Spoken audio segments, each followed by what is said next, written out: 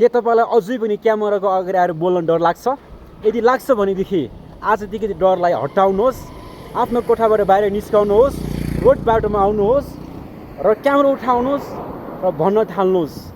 यताउता नहेर्नुहोस्, सिधा दुईटा आँखा क्यामेरामा हेर्नुहोस् र भन्नुहोस्, hello guys, welcome back my YouTube channel and my vlog भन्न थाल्नुहोस्।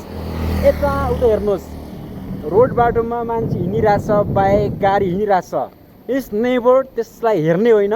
सिर्फ तपाईँको उद्देश्य के हो? आँखा क्यामेरामा, मुखले बोल्दै जाने, बोलिरहने, अनि रुममा गएर चाहिँ एडिट गर्ने।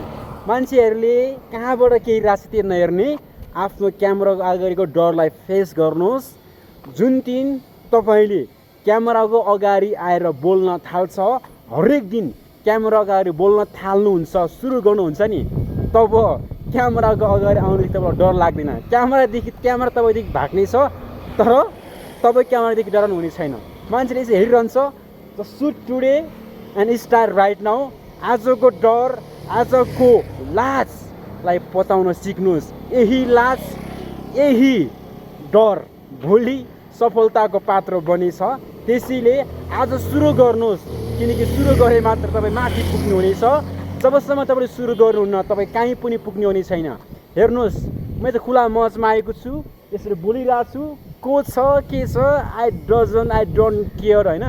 तर म आफ्नो काम गर्दैछु, तपाईँ पनि आफ्नो काम गर्नुहोस्। आजैबाट आफ्नो क्यामेरा उठाउनुहोस् र बोल्न थाल्नुहोस्।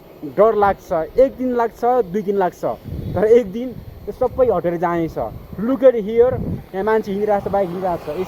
इट्स लाइक टुडे, आजको स्ट्रगल भोलि सफलतामा परिणत हुनेछ। त्यसैले म तपाईँलाई भन्छु, आजैबाट आफ्नो कामलाई सुरु गर्नुहोस्, भ्लग बनाउन सुरु गर्नुहोस्, किनकि आजको सानो सुरुवात भोलि सफलतामा परिणत हुनेछ। माई फ्रेन्ड्स, मोबाइल लिनुहोस्, क्यामेरा उठाउनुहोस् अनि आफ्नो भिडियो रेकर्ड गर्नुहोस्, बोल्न थाल्नुहोस्। डर लाग्छ, त्यो डरलाई पचाउन सिक्नुहोस्। एक दिन यही डर तपाईँको सफलता बनेछ। अनि wish you all the best.